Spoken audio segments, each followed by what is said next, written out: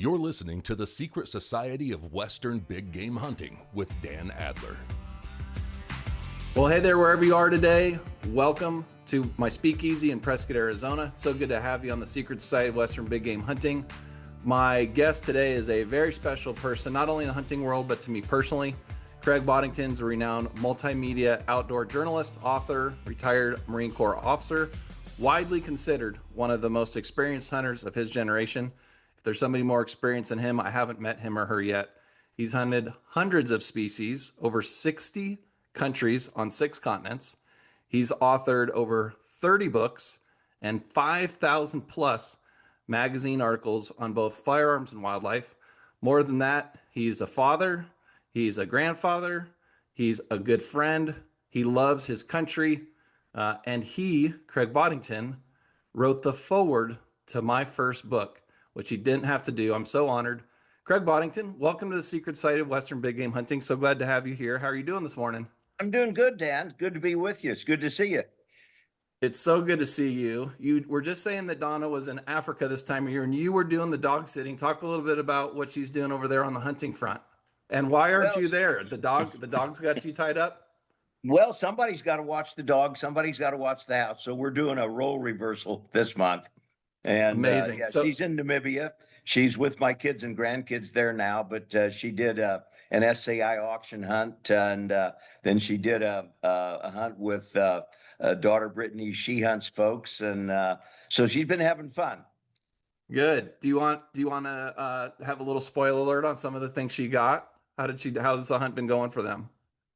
You know, she hasn't really been hunting much. She's mostly been shepherding a little bit and seeing friends. And there's really, she's kind of has everything in Namibia. She's not really looking for anything. She's still got another day, a couple of days of hunting, so I'm sure she's going to pull the trigger. But she's really just been there, hasn't really been hunting. Well, as we're recording this is June. So here in the northern hemisphere, it's getting into our summer. And of course, there it's getting closer into their winter. So I think she's got a little bit better weather than what we're experiencing here in Arizona. And so we're excited for her, excited for Brittany, and continued success with the She Hunts program. That's pretty exciting for them. And I want to get right into it. If you know, for people that follow us, and by the way, if you're watching us on YouTube, please make sure you like and subscribe. If you're listening on your favorite podcast format, please make sure you give us 5 stars. That's how other hunters like you will find us and get to hear Craig Boddington talk today. Craig, looking back over your career, you know, we for in case you don't know, the kind of the sub format of our podcast is a little about hunting, a lot about life, or a lot about hunting and a lot about life. Looking back over your entire hunting career, is there a hunting experience that means more to you today than when it happened, Craig? Well, you know, I was really fortunate when I was still in college. Dad and I went to British Columbia, and you know, things have changed so much. We were on a combination moose goat caribou hunt, which in 1973 was $1,250, and wow. And I had just come out of Marine Corps officer candidate school, so my head was pretty well shaved. And at that time, Canada was still full of draft dodgers. And the crusty old outfitter, Frank Cook, looked at me and said, "Well," he said, "if that boy wants to shoot a sheep," he said, "that'd be fine with me." He said, "I'd probably have to charge you $500. And that was for a stone sheep. Dad, I think they're a little more today. Yeah. $500 trophy fee for a stone sheep. Sign me up. Yeah, exactly. Yeah, now you can just start adding zeros. Oh my gosh, that's amazing. Are there beliefs you held about hunting, let's say at 25 or 30 years old, that you've completely changed your mind about, or whether it's your own mindset or, you know, obviously the prices have changed, but beliefs you had about hunting or you know, did you start off hunting domestically? When did you, I'm guessing you couldn't have ever foreshadowed the amount of international hunting you get to do, especially in Africa, the continent of Africa. But are there beliefs about that for your own hunting and the mindset that that you feel like you've completely changed your mind over, or kind of you said it's going to be 50 years this year since your first African safari. What memories do you take back to that first one that, just kind of make you smile or make you think, or again, have completely changed your mind about the experience as you look forward to your 50th year of hunting in Africa? Well, it was a funny thing. I had an uncle in 1956. I had an uncle that went on safari in Tanganyika, and that was, of course, I was 4 years old. But I remember at 4 years old saying, "I'm going to do that someday." And so heavens, I started saving money when I was in school. And of course, in the early 70s, I was on active duty in the Marines. But that was peacetime. You could make a plan, and Yeah. everybody thought I was crazy, but I made a plan and uh, went to Kenya. And the truth is, that was to be a one and done. I wanted to go just to get it out of my system once and for all. I really did. And you know, with all this stuff is addictive, but Africa's kind of an addictive place. And yeah, well, it wasn't exactly one and done. I spent the rest of my life trying to figure out how to get back. Yeah, that's beautiful. I know the first time I was fortunate enough to go, we took 6 Purple Hearts to South Africa.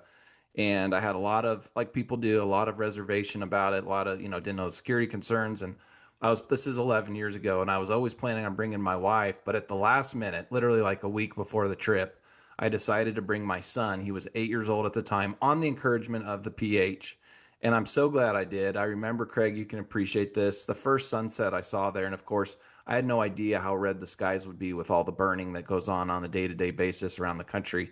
And the first sunset I saw in Africa, literally holding my wife and son's hand, I don't know if I said out loud to them, but I definitely said, at least in my head, I said, this is exactly where God wants me to be right now. And I remember thinking, going into that trip, like you did, it was one and done.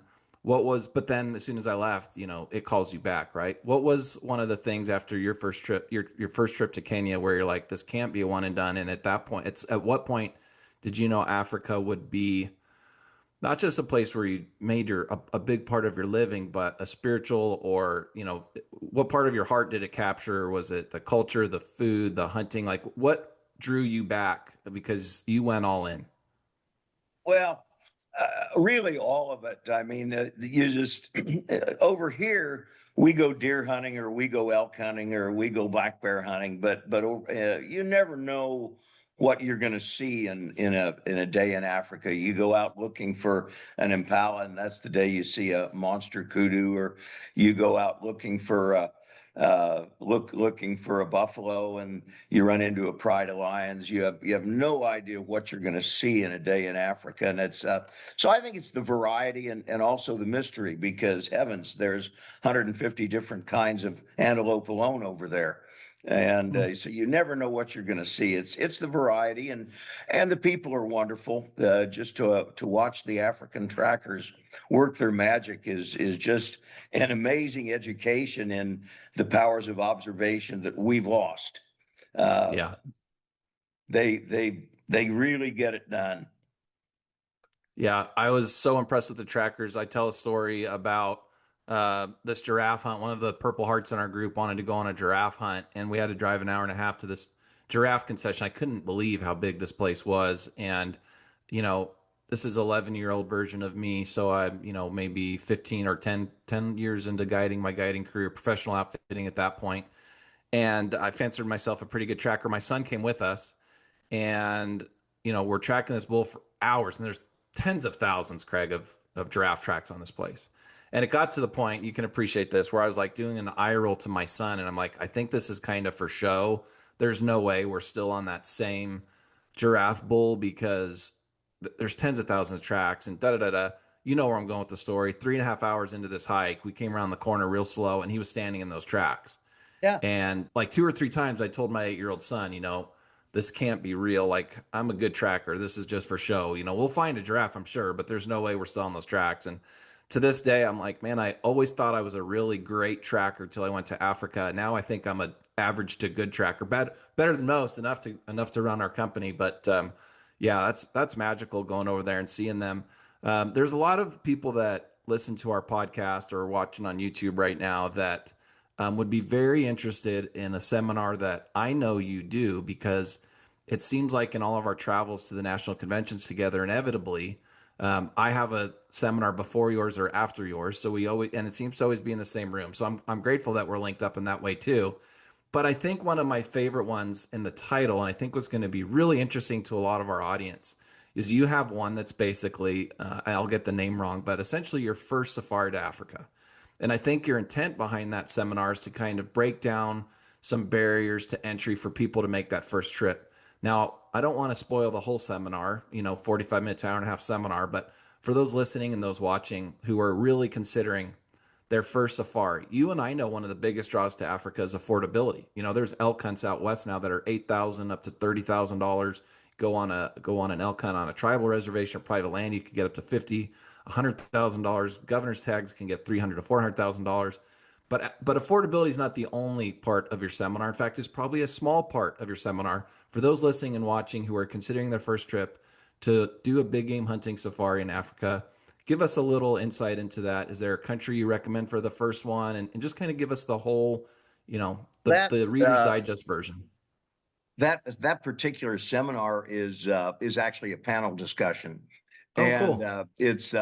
I've chaired it for years. We've done it. It's SCI's longest running seminar. We've been doing it for 35 years now. And so I bring in a professional hunter, experienced PH, who'll talk about, okay, what you should expect from your professional hunter and your outfitter. And oh, by the way, what they should expect from you. And we bring in a booking agent to talk about options for booking, and we bring in a customs broker, talk about how you get your trophies home. And now the truth is, I bat cleanup. So I bat cleanup at the end, and I talk about packing. I've talked about the nuts and bolts, packing Okay. tips and shooting tips, and what guns you should take, and that sort of thing. And of course, that's fun stuff. We all love campfire arguments about rifles, but how well you shoot is a lot more important than what you're shooting. Absolutely. And Africa really is, it's just incredibly affordable. I mean, for the cost of I've got a farm in Kansas, and so we outfit there for whitetails. And heavens, you can go to Africa for what I charge for a whitetail. And by the way, I'm not going to guarantee you'll get one. That's North American hunting. It's tough. Yeah.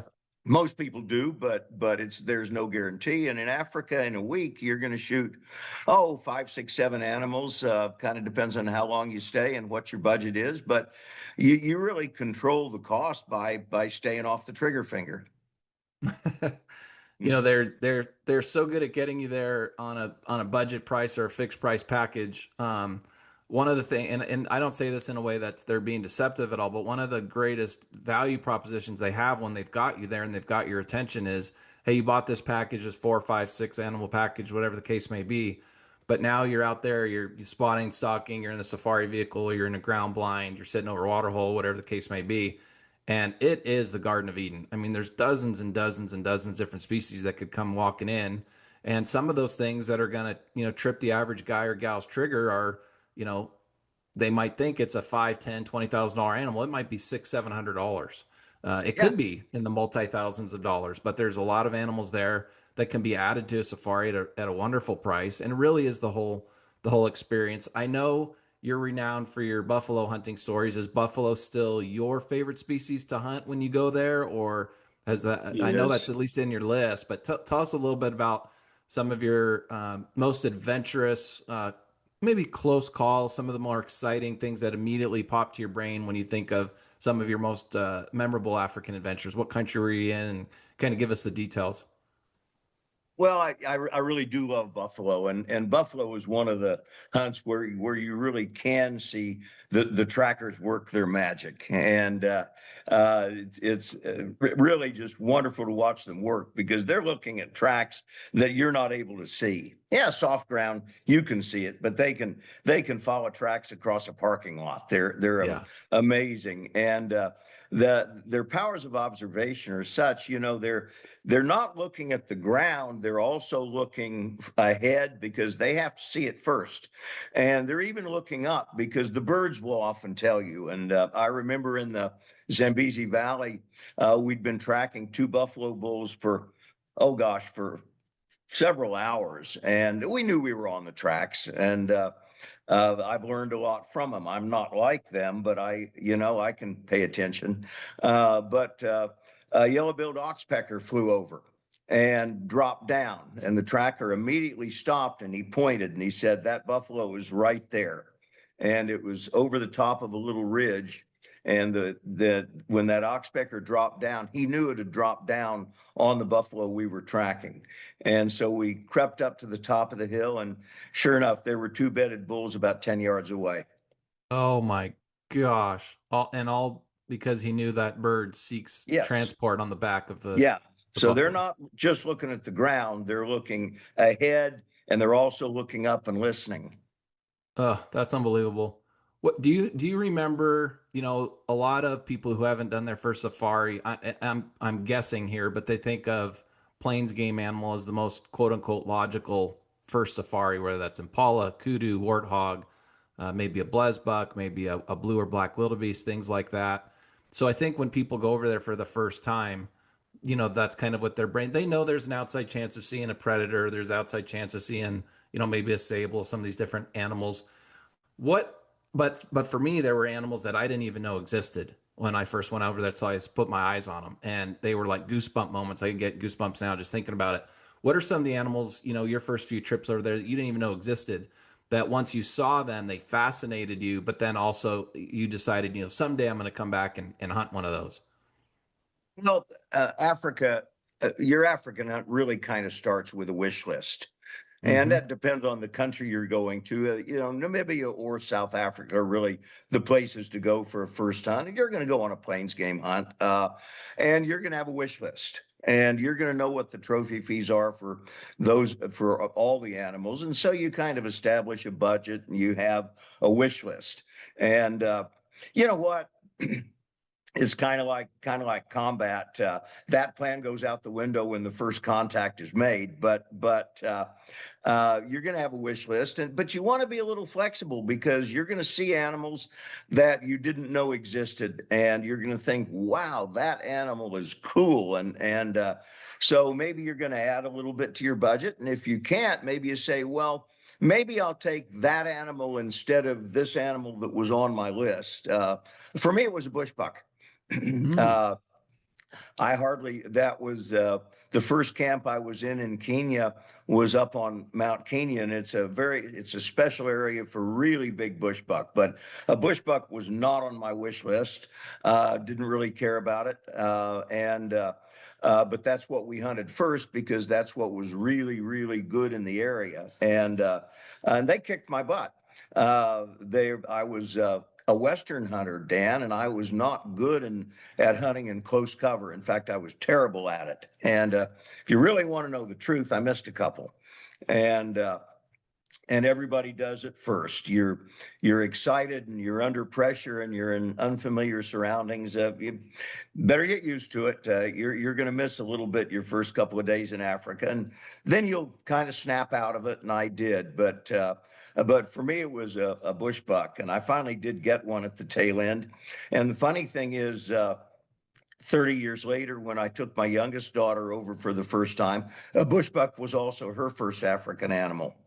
And that's an animal that's not on anybody's wish list normally, but they're really cool. They're Africa's whitetail. They're found almost everywhere in different races, and they love thick cover, and they're kind of fun. But that's an animal that's not a high profile, but they're a fun little animal. Yeah, they're really beautiful. I've never heard it put that way before. The whitetail of Africa. That's really well said, and as you said, affordable. It's kind of a nice add-on if it wasn't on your radar and you're looking for an affordable add-on. That's a lot of numbers of them. That's a really good idea. I'm going back. You might pick on me for this a little bit because I know you're a big boar guy and I love you for it. I've watched dozens of episodes of you hunting with big boar and read tons of books and stories. I'm training right now for my next trip to Africa, which is an archery hunt for my first Cape Buffalo and a sable. Great.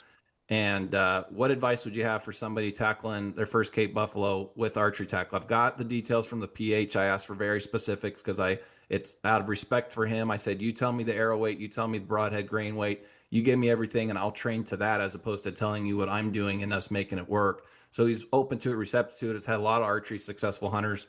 But what advice would you have for me or anybody else thinking of doing the Cape Buffalo with archery equipment? Well, I hope you're shooting a heavy arrow and a heavy broadhead. You need a heavy arrow for penetration, and you're just going to have to be patient. You've got to wait for that slight quartering away shot so that you can get it in the pocket behind the shoulder. Doesn't really matter how heavy the arrow is. You're not going to get it through the shoulder. So with a bow, you're not going to be able to take the same shot that I could take with a rifle. You have to get that slight quartering away shot, and obviously a bow will do it. There's a lot of them are taken with archery tackle these days. Where are you going? I'm going to South Africa. That's good. Yep. Yeah. The is there, speaking of South Africa, I've been meaning to ask you this for a couple of years. Is there a country that you mentioned Kenya was your first safari? Is there a country in Africa overall that absolutely every time exceeds your expectations? Like just truly magical and just blows you away every time. Is there anything that comes to mind? Well, that's changed over time. I mean, Yeah. for years and years, Zimbabwe was absolutely my favorite place, but the last 20 years it's been Mozambique. They've just done such a good job with management, and I was first there in the late 80s, and that was just at the end of their civil war, and that country was just wiped slick. There was very, very little wildlife left, and I even wrote in 1989 that I didn't think it could ever come back, and fortunately I was wrong. Give them some protection and a little tender loving care, and wildlife's pretty resilient. I started going to Mozambique about 20 years ago, about 2006, and they have done just such a good job of recovering that area. And it's still wild Africa, no fences, Yeah. everything's free range, and it's just a beautiful area where uh, you really don't know what you might see. And of course, most people have read about their lion project. Where I hunt is where they released lions were virtually gone, and so they live trapped and released 24 lions there about 5 years ago. And they're now up to over 100 lions. You see them and hear them all the time. They're hunting the first one this year. Uh, Wow. yeah, the first one that's been hunted in years and years and years. And they have to now because they can't really afford to give all their game to the lions. They're going to have to start hunting them, and they are. But it's that really has become my favorite place there. That's awesome. Is there a hunt in any country that stands out to you? Um, or I'll say it another way. Any close calls, anything that, and it doesn't have to necessarily be hunting, just international travel as a Marine. For me, as an Air Force officer, we've been in a lot of weird places around the world, a lot of wonderful places in the world. With almost 5 decades of going to Africa behind you, is there any times where you've been like, man, that could have? Would you just share some of the stories where like that could have gotten ugly? And I'll do the reciprocal of that here in a minute. Some of the most glorious stories, but anything that really rattled you because you're not easily rattled. Well, some people ask if I've ever been charged by any of the dangerous animals. Well, all of them at one place or another. The closest call with an animal was with a leopard in 1992, and uh, I should have gotten bit, but I didn't. The pH was off to the side, and I hit it coming in. I hit it twice with buckshot and did absolutely nothing, and realized the gun was empty and this was going to hurt bad. And then Russ Broom was off to the side and he could see, thank goodness, because it was thick, tall grass. He was up on an ant heap, which was a good place for him to be. And he stopped the leopard with a double 500 and it rolled pretty much at my feet. So Oh that my was a gosh. close one. In the 70s, I was in Zimbabwe when it was still Rhodesia and the Rhodesian War was going on. And I probably should not have been there at that time, but we had some incidents there. Militarily, like bad guys? Yes. Okay. Wow, that's intense. Yeah, we Um, were sitting up. A lion had killed a steer, and so we were sitting up in a machan, and it was the bright moonlight, and there was a trail junction coming out of Mozambique, which is where the bad guys would travel, and then they disperse into the farm country to do their murders. But we were sitting in the machan about midnight, and 26 bad guys from Mozambique came and took a rest break about 50 yards from our tree. And I can still see the moonlight gleaming on their boots. no way. And they never knew you were there. No, no. And we didn't have anything. Uh, we didn't have grenades. We didn't have the guy I was hunting with was carrying an FNFAL.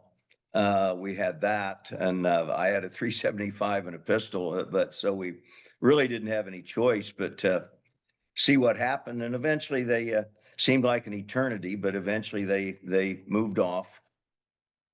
Would that And have been there was game a over if they realized you were there? Would that have just been game over? I mean, is oh there sure, oh there, sure, there was no talking, there was no negotiating. They're no just no no no no no. they were in kill mode. That's what they were there for. Oh my There was a gosh. company of Gray Scouts on the ranch. Gray Scouts were the last mounted infantry in the world, and so we uh, fortunately the truck was the other direction. We went back and uh, woke up the company commander and spent the rest of the night poring over maps, and so they were in contact with them the rest of the day. Did the hunt continue at that point? Did you guys move camps or did the hunt continue or did you call it and go home? Like what happens after The hunt something like the that? hunt continued, but we didn't go that direction again. It was a Okay. a big it was a large cattle ranch, and we could hunt another direction safely. But yeah, but that was definitely the most frightened I've ever been. Yeah. Yeah, that would rattle anyone. When you look back at your entire hunting career, I love asking this of fellow veterans. Where has your career as a Marine officer um, paid you the most dividends in the hunting world, domestically or internationally? What leadership skills did you take from your career as a Marine into the bush with you? I was an infantry guy, a little different path than you had, uh, but I think the main thing you learn in the military is a work ethic, and you learn to get along with people. And if you don't get along with people, you're not going to make it in the military. You have to learn that.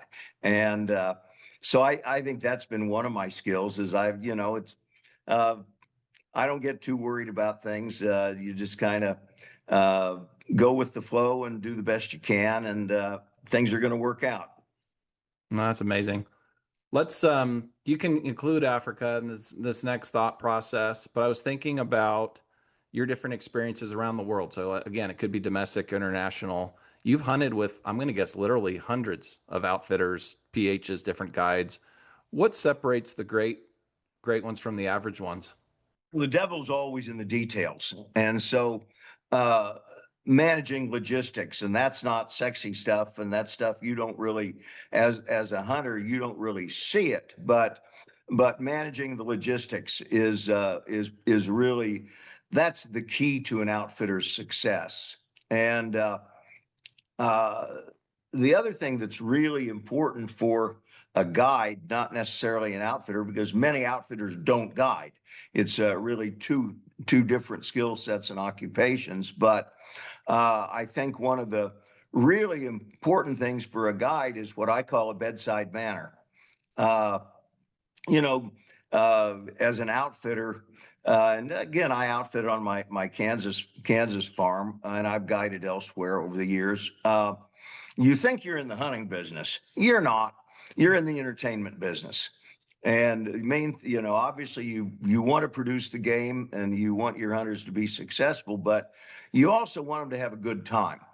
And so you're really in the entertainment business. And when it gets down to the nitty gritty, a bedside manner is really, really critical. I know very experienced professional hunters who or guides who get excited and they pull this shoot, shoot, shoot, shoot, shoot. What is wrong with Yes. you? Shoot, shoot, shoot, shoot, shoot. Yes. That doesn't help anything.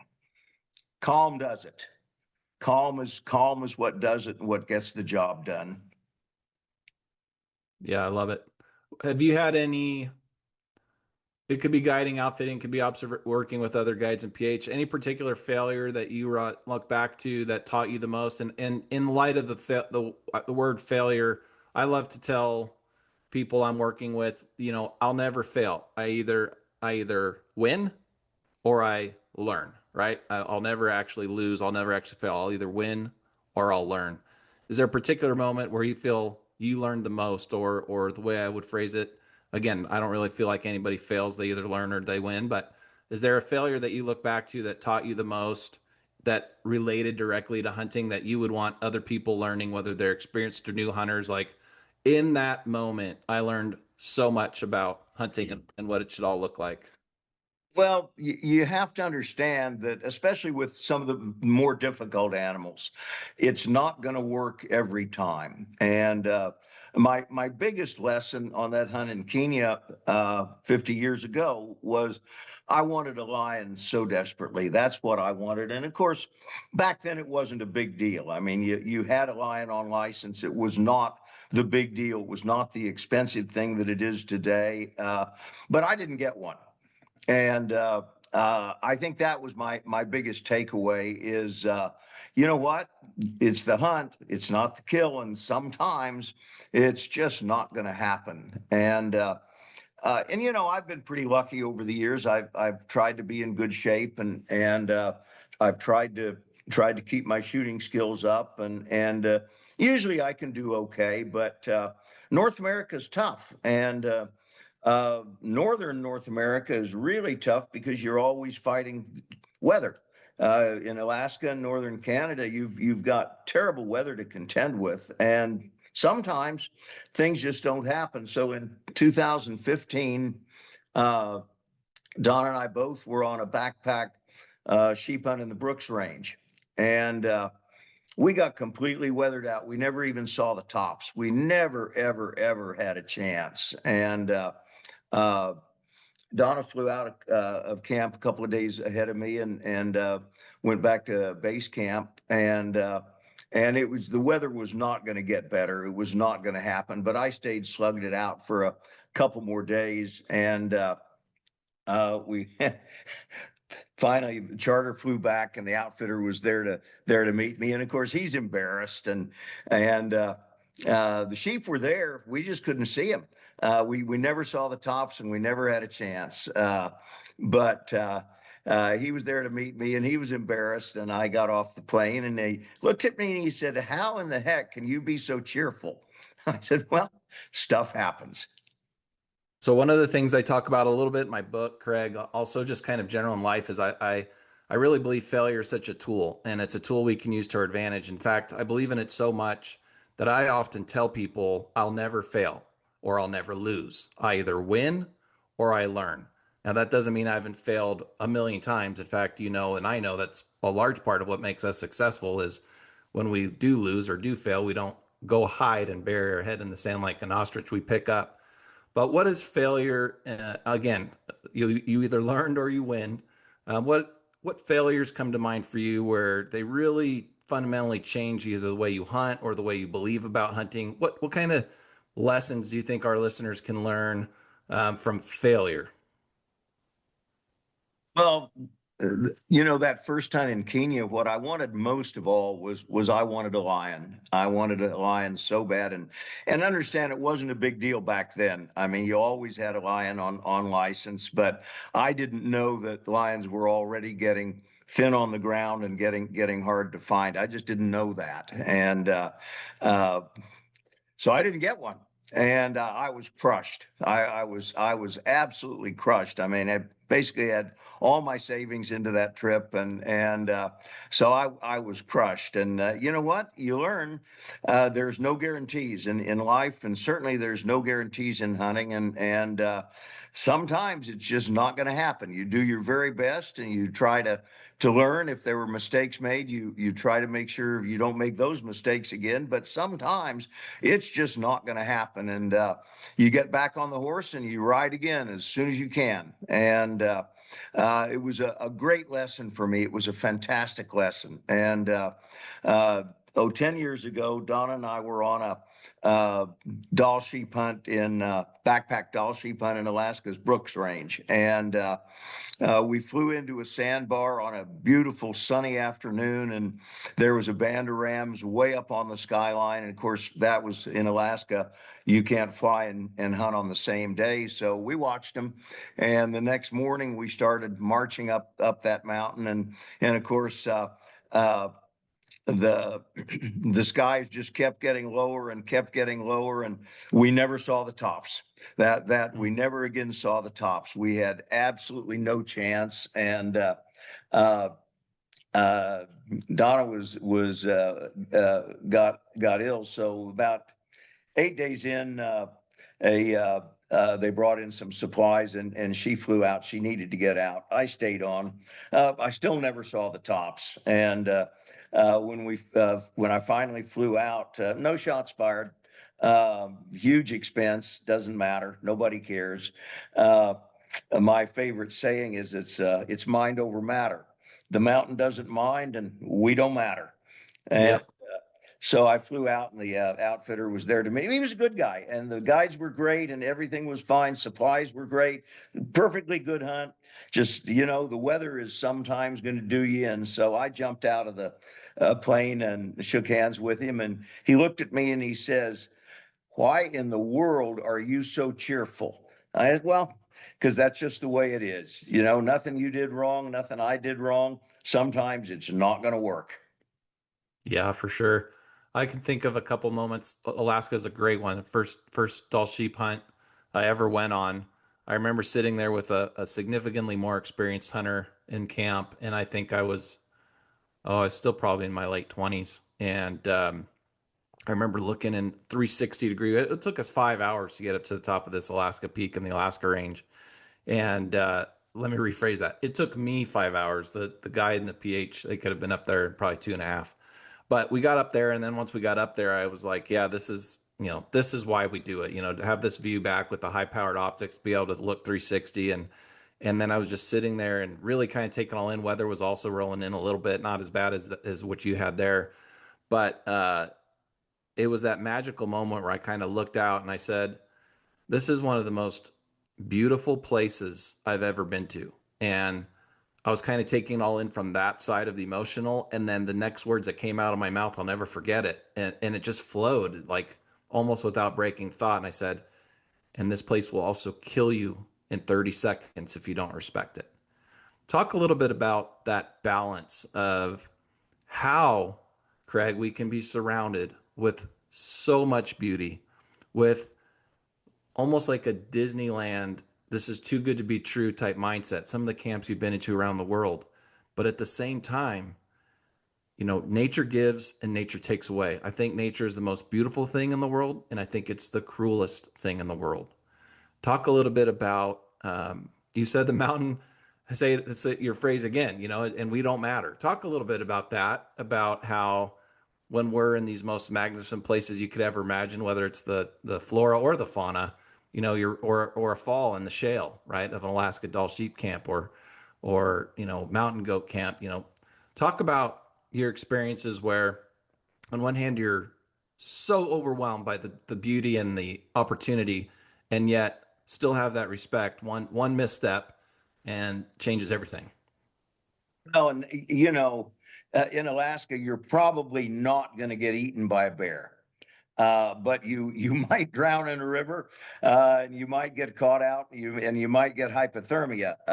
The elements are really, especially in North America, the elements are the danger, and so you really, it's important to think things through and say, yeah, maybe maybe it's time to go back to camp. I see that weather rolling in, or just if you don't leave camp unless you have everything you need with you to survive. You just don't, and especially late in the year when it's starting to get cold. I mean, you don't really want to carry that sleeping bag. You don't really want to carry a tent, but man, if you get caught out, you're sure going to be glad you have it.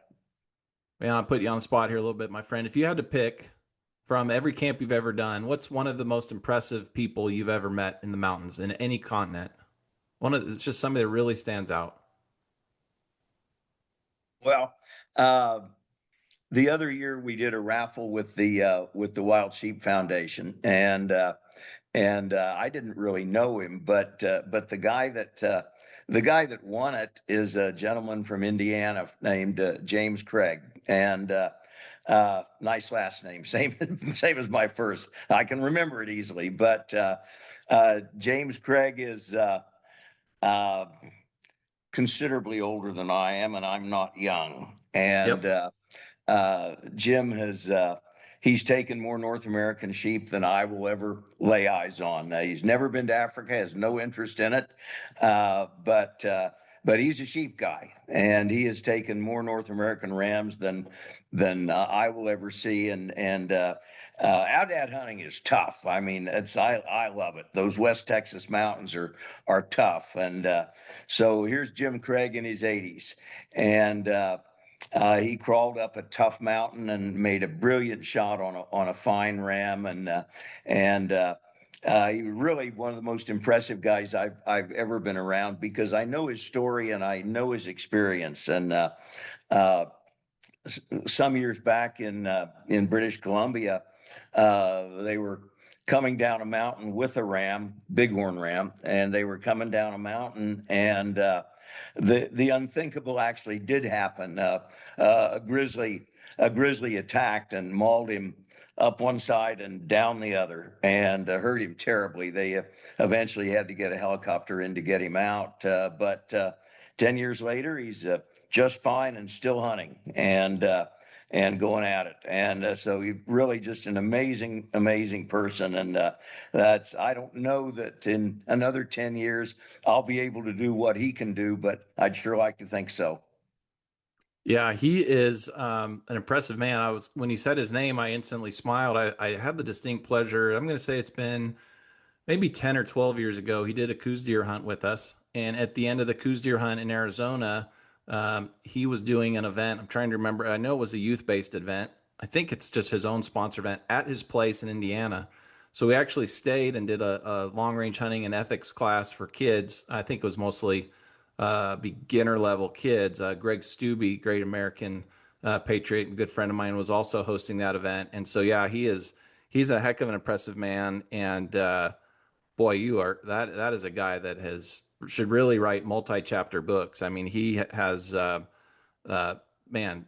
Usually, when guys say "been there, done that," I've learned they haven't been there and they haven't done that. But Jim Craig is one that really has been all of that. Shifting gears here just a little bit, I've been excited to ask you about this one. If you had a grandchild ask you to and tell you that they wanted to become a great hunter, what would you tell that grandchild? What's the first thing you would tell that grandchild about becoming a great hunter? Hunting's not for everybody. We got 350 million people here in the United States, and we don't have room for 350 million hunters.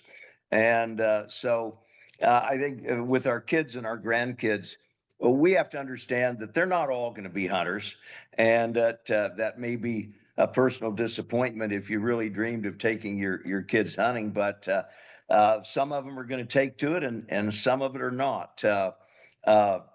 Robert Ruark said it so well in his Horn of the Hunter book. He said the Horn of the Hunter sounds early for some, later for others, and for others not at all. And so I think the first thing I would ask a kid is, I said, "Do you hear the horn?" And you'll have to explain what you mean, but and then you have to get them out and see if they like it. And My daughters are both hunters, but they had absolutely no interest when they were little. They thought what I did was really, really cool. But then they had school pressure and peer pressure, and they were brought up in California. And so you can imagine the school pressure. And so when they progressed into their teen years, they didn't want to talk about what I did. They wanted nothing to do with it. And the only smart thing I've done in my life is I never pushed it. I didn't push it. And when they were both early teenagers, all of a sudden and separately, they're 10 years apart. They came around and said, Dad, we might have missed out on something. Will you take us hunting? Totally separately. And they're both hunters today, and it's a wonderful thing. But it didn't happen overnight. Just at some point in their lives, something turned a little switch and said, maybe I should try that. Brittany is an avid huntress. Yep. My younger daughter, Caroline, is not. She loves to go and she loves spend time with Dad, and she's a very competent shot, but she's not as avid as Brittany. But I'm happy they're both hunters, but it didn't happen when they were little. It happened suddenly they heard that horn. Yeah, that's really beautifully said. And it does kind of really become a calling if it's going to be something that takes. And I talk about in my book, What the Mountain Knows, about the first time I saw an elk, and how magnificent that was and how different it was from a deer. I talk about that's the day I became a hunter. But in that moment, when I heard the horn, so to speak, I don't think I knew I'd become a hunter at that moment. I think I knew at that moment that I wasn't a kid that was designed to grow up in a city or be a city kid, and that nature would be my spiritual home and my physical calling, and certainly never dreamed after what I thought would be a 20 or 30-year Air Force career that I would ever be one of North America's largest outfitters, and all that credit goes strictly to my team. I have a thought that I asked Larry Weishuhn this, I asked Fred Eichler this, I've asked other few people on this pod. I think you and I would both agree that technology, when it works great, is amazing, and when it doesn't, it's super frustrating. A two-part question for you to consider, and they're actually fairly separate questions. But the first one would be, what is the most underrated piece of equipment that you never leave home without, whether it's in your backyard in Kansas or somewhere overseas? What's something you just will not go without in your that maybe some people haven't thought about? Well, my gear is pretty simple, but I certainly I don't go anywhere without a good pair of binoculars, because I love to look even if I'm not hunting, and I keep them in my car and I keep them everywhere. Keep them on the tractor in Kansas, and that's I live with that because I just love to look. And you're not hunting all the time, but you're always going to look. Yeah, I joke all the time at my seminars that I am a professional glasser cleverly disguised in the guide business. My answer would be the same as yours, in the sense that growing up as a kid without having good optics and certainly not having a tripod, you throw your binos up and around the ones hanging around your neck, you look around for a minute, you keep walking. And the moment, 25, 30 years ago, somebody introduced me to really high-end glass with on a quality tripod, changed everything, right? Just the amount of things you start to see. And I talk about budgeting for your first Western big game hunt or international mountain hunt, that the way you budget for your optics, if you're married, is you get with your spouse and you've done all the research by the time you approach your spouse, and then you figure out with your spouse what your budget is. And then as soon as that conversation's over, you double it. So if you agreed on a $2,000 budget, you go $4,000. It's a buy once, cry once deal. And if you're going to hunt the West, if you're going to hunt international mountains, I agree with you 100%. No more important piece of equipment these days than your optics. And I joke a lot about, the walk and stock in Europe, the walk and stock in South America, the walk and stock in Africa and Asia. Even in Ireland, when I showed some guys multiple animals in my glasses on a tripod at yardage, they weren't interested in looking at them unless we walk and stock. So it's really interesting mindset. The question started with something about technology. And, I'm an archery hunter who played a rifleman on TV for 11 seasons of the Best of the West, but I'm an archery hunter by trade. That's not always the case. A lot of my Coos deer hunts are still rifle, things like that. But one of the things I enjoy asking folks, and I think our audience enjoys hearing, is I can think of a million advances in hunting technology that are advantageous. But one of my biggest, I don't know if frustration is the right word, Colonel, but one of my biggest things that I don't love about it is the false confidence that the long range movement in both rifles and archery equipment have brought. My opinion, I'm of the opinion that, and I get to spend a lot of days in the field, not as much as my guides anymore, but I believe right now with these long range rifles, and it's not a strike against them. I did 200 episodes of it, but long range archery equipment, long range rifle equipment, I think wound loss, wounded animals not recovered globally is at, a 20, 30 or 40-year high due to people having equipment that outperforms them. The most dangerous part of a car is the nut behind the wheel, right? If I sell somebody a 1,200-yard gun, but their ethical range is only 200 yards, it's a 200-yard gun. Do you share that sentiment that wound loss, not recovery, is at a multi-year high where we're at right now? And why is that? Is it people not wanting to do the work to understand the equipment? Is it false confidence that the equipment's that good they don't need to train? What do you see out there? Well, I think it's false confidence and lack of training.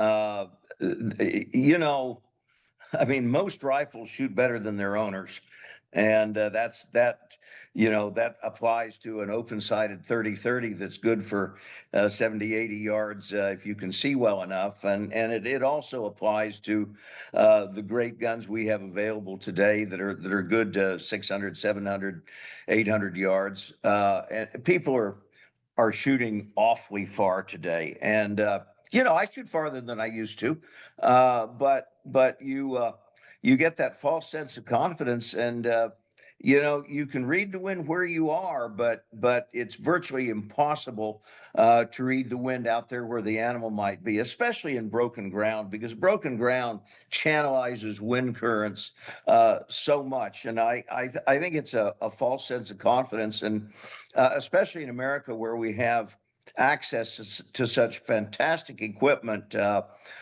We think we can buy capability by buying the tools, and you can buy the tools, but you can't buy the capability. And there are guys like you who are incredibly competent at shooting much farther than I would even consider, and you can do that, but you also have to know when you can't, and that it worries me.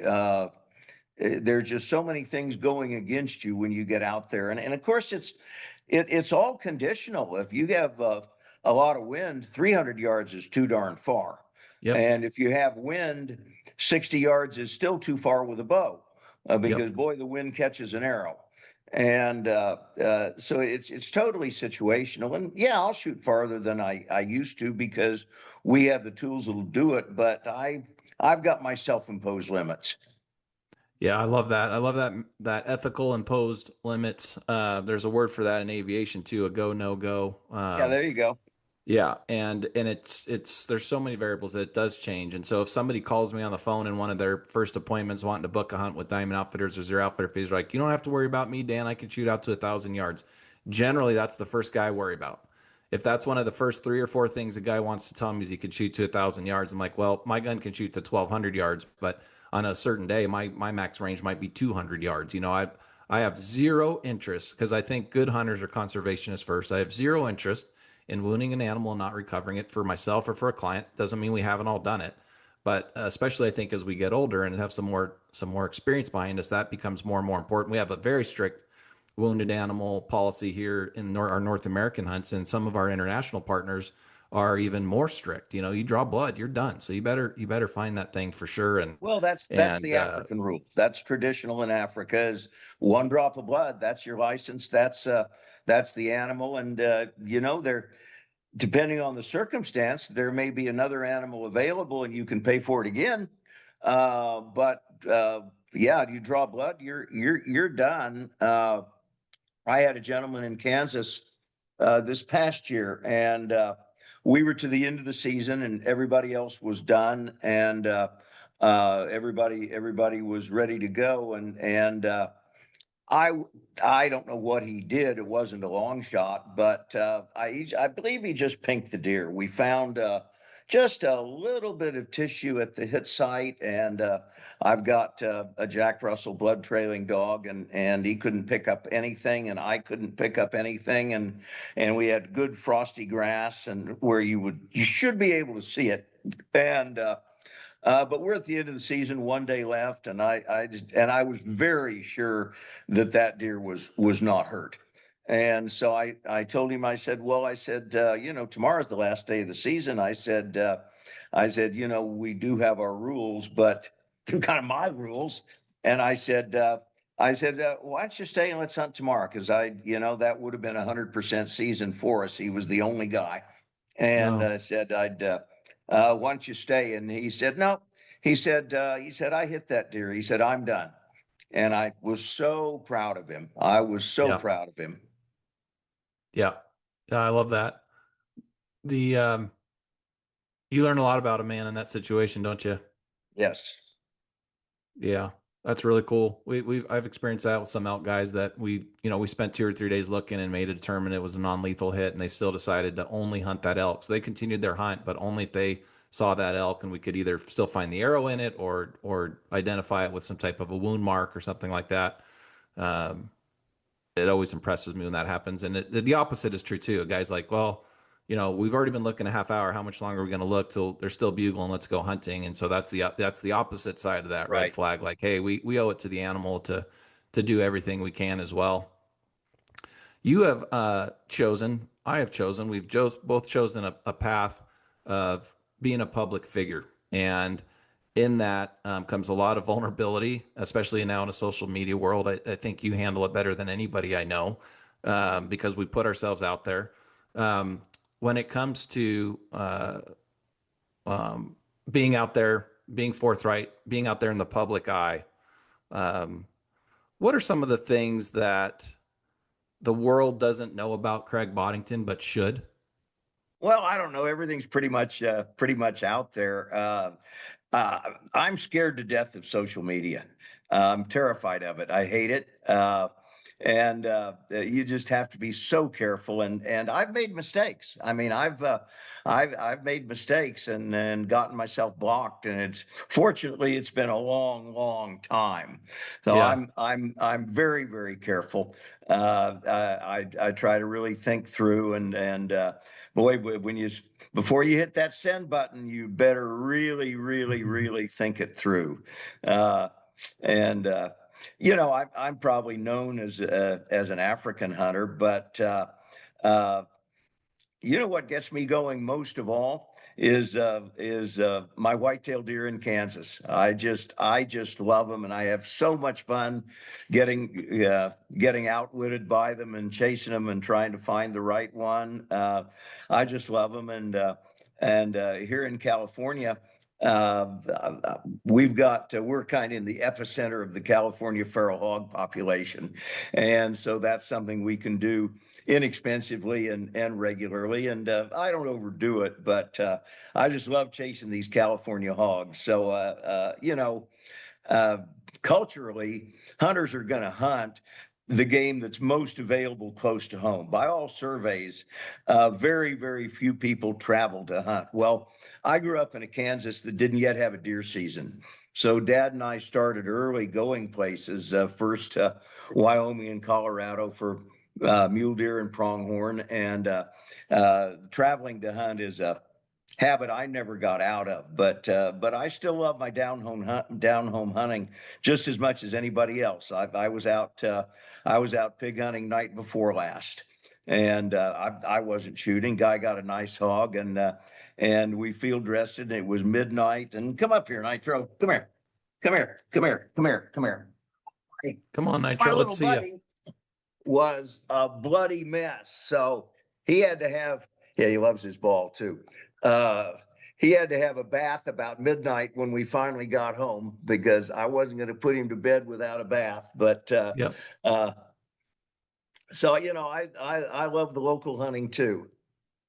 In California, in certain counties, you can still hunt hogs year round. Just go hunt, right? It's pretty easy to go Yes. do.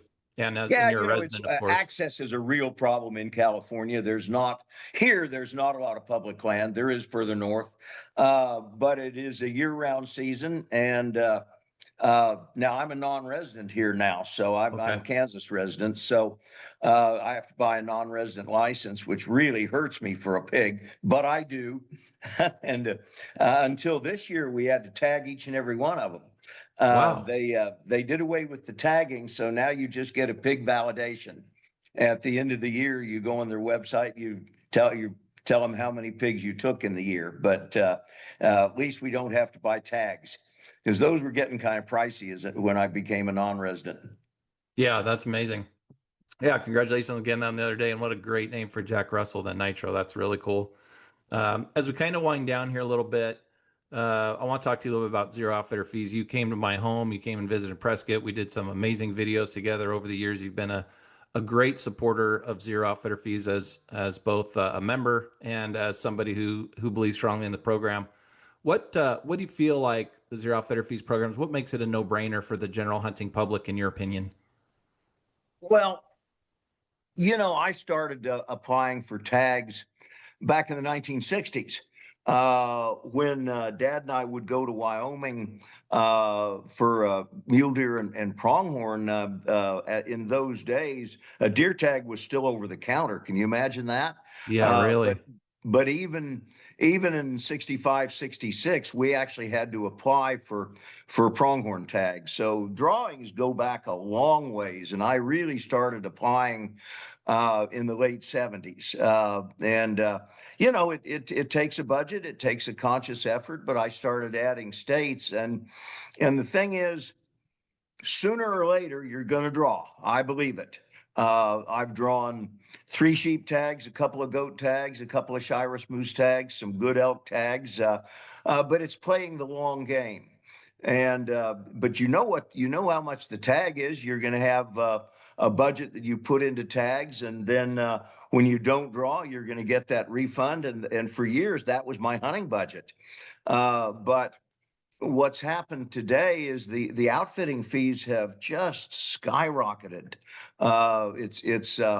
It's gotten ever more expensive, and I think your zero outfitter fees really solves that problem because and it's you're making bets. If one of your customers draws a tag the first year, you lose. But if he draws a tag in 4 or 5 years down the road, then everybody wins because, of course, he wins too if he draws in the first year. But expense-wise, you're the loser. If he draws a few years down the road, then everybody wins because you've really reduced that terrible inflation in hunt costs. And North America is tough. It's tough to draw the good tags, and outfitting fees in North America have, not necessarily for deer and not necessarily for elk, but and certainly not for sheep. I mean, if you draw a sheep tag, that's the cheapest sheep hunt in the world. Right. Very, very inexpensive. But North America has become an expensive place to hunt and a difficult place to hunt. It's because of the way we manage our wildlife. We have short seasons and we have a lot of hunters, and we have to allocate the resource so everybody has a fair shake. And so we have short seasons and we have limited permits. And man, you get out in the field in North America, there are really no guarantees. So you need to have a good outfitter. If you draw a good tag, and obviously we can go do it yourself, but if I had a really good tag, I would not do that because it may have taken me years and years to draw that tag. I want the best guy I can possibly find in that area, a guy who knows the area and a guy who is really going to give me the best opportunity. I was when I drew my Arizona desert sheep tag, that was the 30th year I'd applied. And if I ever happen to draw a Nevada tag, I'm 47 years into the Nevada sheep draw, Wow. 47 years. And I Wow. still believe I'm probably going to draw that tag, but I Yeah, can't guarantee you when I draw that tag, I'm going to find the best guy I possibly can in the unit. absolutely. No, that's awesome. Thank you for sharing your outfitter fees experience. And Terry and I had the best time with you here at the house a couple years ago, however long ago. Time flies these days. It Um, does. who's been the biggest, you go back to your childhood or whatever, who was your biggest hunting mentor? Was it some of your family? Was it somebody whose books you read? Who was your biggest hunting mentor? Oh, When definitely you, my dad. okay. 100% my dad. Dad was wonderful. He was really a Kansas bird hunter. That's what we had when I grew up, and we had wonderful bobwhite quail close to home. They're gone now.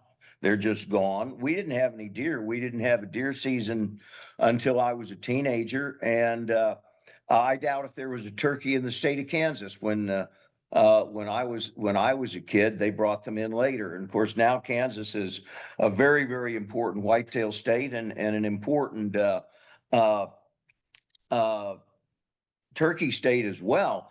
But and so when I got interested, we got rifles and we started going to Colorado and Wyoming. Dad didn't care that much about it, but we did it mainly because I wanted to, and he became pretty competent with a rifle. But uh, interesting thing about Dad, he was a fighter pilot in World War II, and was uh,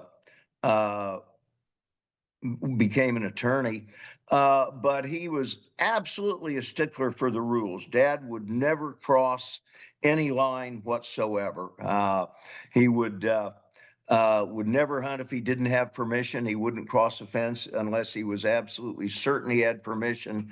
He would never go a bird over the limit. And One time I was actually the editor at Peterson's Hunting, and Dad joined me in Texas for a turkey hunt, a spring turkey. And we went to of course, there weren't computers back then, believe it or not yet. Would have been easy to go online today, but we went to every outlet in the county and they'd all turned their licenses in. There was no physical way he could buy a non-resident license without driving clear to Austin, which we couldn't do. And so Dad refused to hunt. Wow. Holy cow. Yeah, Well, he went along with me, and we shot a turkey together. But yeah, he was absolutely a stickler for the rules, and I've always respected that, and I can assure you, I have followed that ethic. did he live to a ripe old age? Did you guys get to hunt together for decades? Did you guys get to hunt We together a long did, time? we did. He passed away in 2000. He was 77. Uh, 77. Okay. yeah, he started smoking heavily during the war, and he eventually quit, but it was too late. Did you get to take him to Africa? Did he ever make it overseas? No, Never did. no. Okay. No, I never did, and it's a good and bad story. He was the only survivor of his original squadron, My and gosh. he turned off. He got married between overseas tours in Christmas 1944, and when he got home, of course, the war ended the next year. But he was back at sea when the war ended. And he turned off the switch in 1945, and he loved to fly, but he swore he would never again fly over blue water, and he Oh, never again flew over blue water. And I oh my tried gosh. desperately to get him to go to Africa with me, and he just said, "No, son." He said, "I made that promise to your mom." He said, "I'm not going to fly over blue water." And uh, the last chat we had the day before he passed, one of the last things he said to me is, he said, I was wrong about that." He said, "I wish we'd done Africa." Wow. Wow, that's powerful. And wow, in that moment to make that comment and also know that he fulfilled a promise to his spouse, what really shows for those decades how that had that pulled on him. So that's powerful. Thank you very much for sharing that. That's a beautiful moment, and I think it's a good lesson to all of us. For to get out there, do the things we love the most.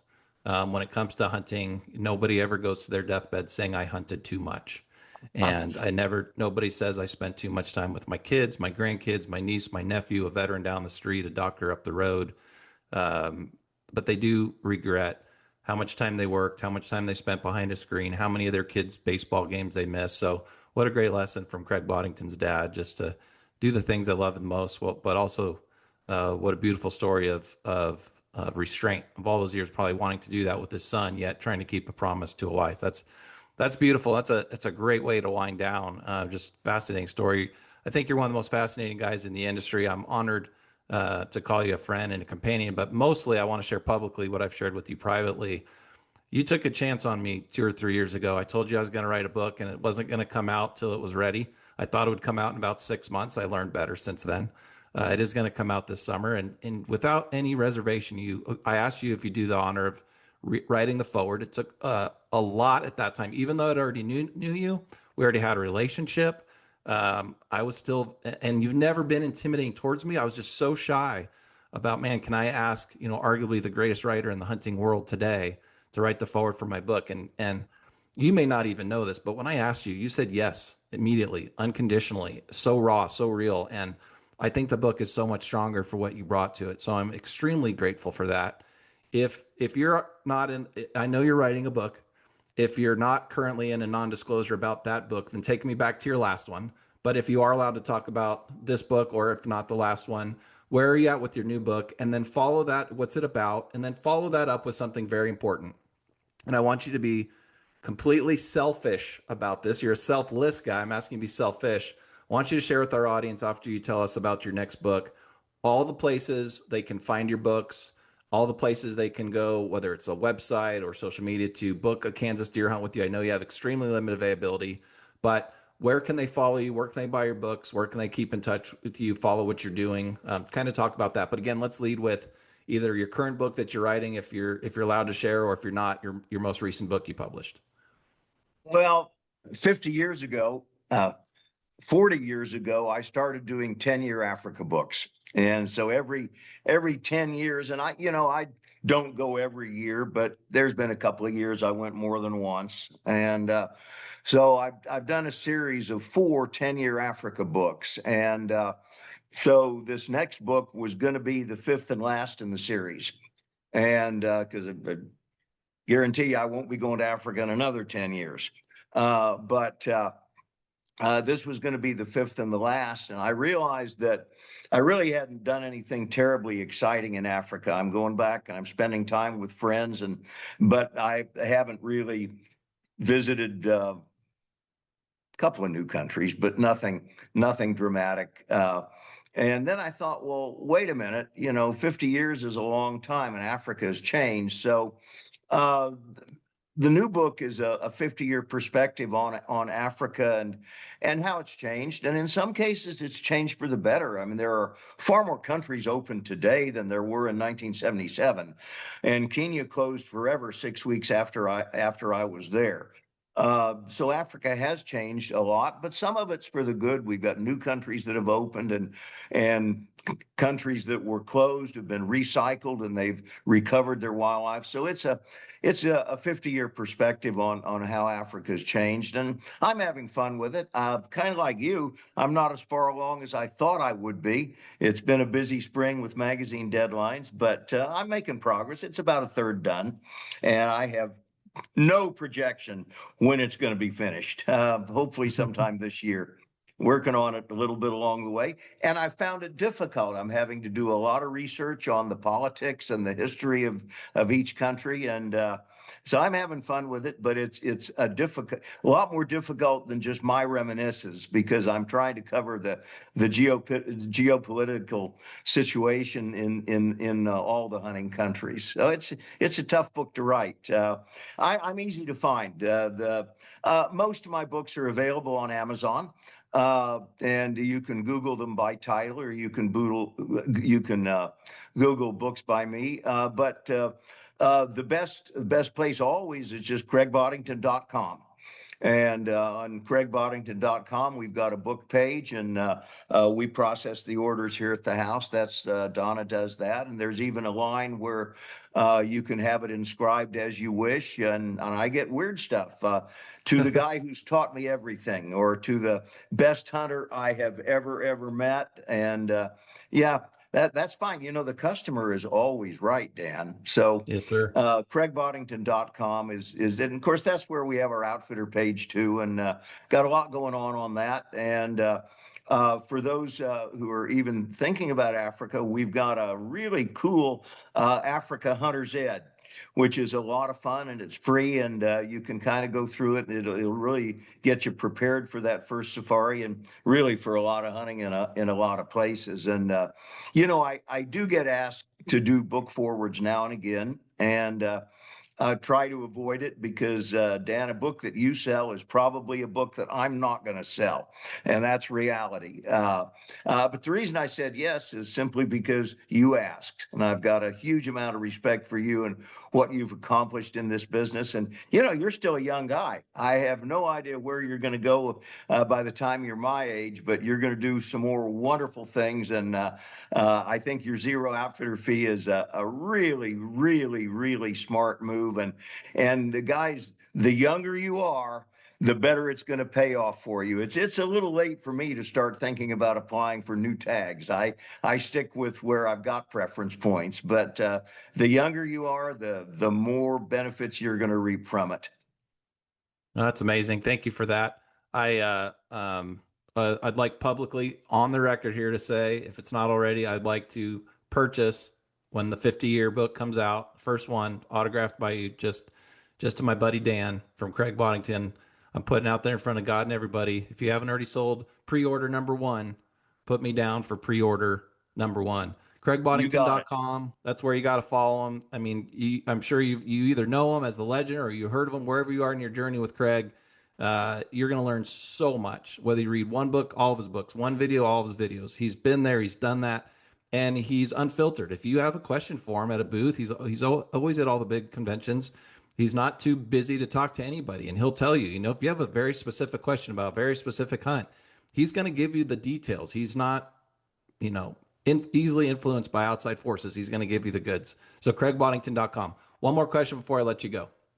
This next Africa hunt for me, this is a selfish question. I told you I'm doing the sable and the Cape Buffalo with the bow. I've done them, not all of the plains game, but I've done kind of the most common, most desirable plains game.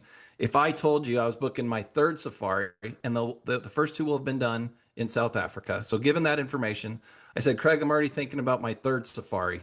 What's the first thing you would tell a guy as far as country and what to go hunt on your 3rd safari, especially with that, knowing that I kind of lean towards bow hunting when able? Well, bow hunting gets tough. It's not legal in all countries there. It just isn't. There's nothing you can do about that. But I would, and in Mozambique, love Mozambique, but you can't hunt dangerous game with a bow in Mozambique. You can hunt the plains game, but you can't hunt dangerous game. Now in Zimbabwe, you cannot use a bow on public estate. However, you can use a bow on private land, which includes tribal trust lands. And so I would think about Zimbabwe. And, there's those wonderful big conservancies in the south in Zimbabwe, the Bubi Valley Conservancy and the Savi Valley Conservancy and the Nuanetsi Conservancy. That's all private land. So that is available to bow hunting. And these are, some of them are 1 million acres.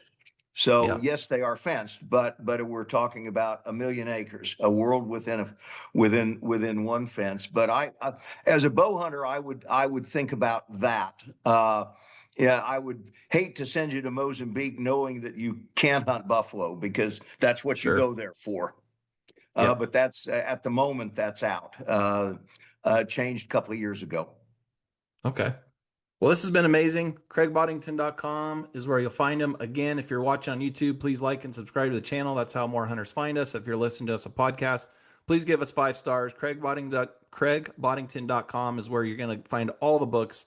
Can we pre-order the 50-year book or not yet? Not yet. No. All right. No, I don't do that till it's done. I have verbally reserved the first one. So God bless you, sir. You're an American hero. I'm honored to call you a friend and somebody I trust and can really learn a lot from. The world can too. And thank you, everybody, for listening to the show. God bless America. Have a great day. Craig, thank you again. Godspeed, sir. All right. Thank you, my friend. You have a great day. Say hi to the family. Will do. Talk soon. The Secret Society of Western Big Game Hunting is brought to you by Zero Outfitter Fees and Diamond Outfitters. Be sure to follow us on Instagram, Facebook, and YouTube.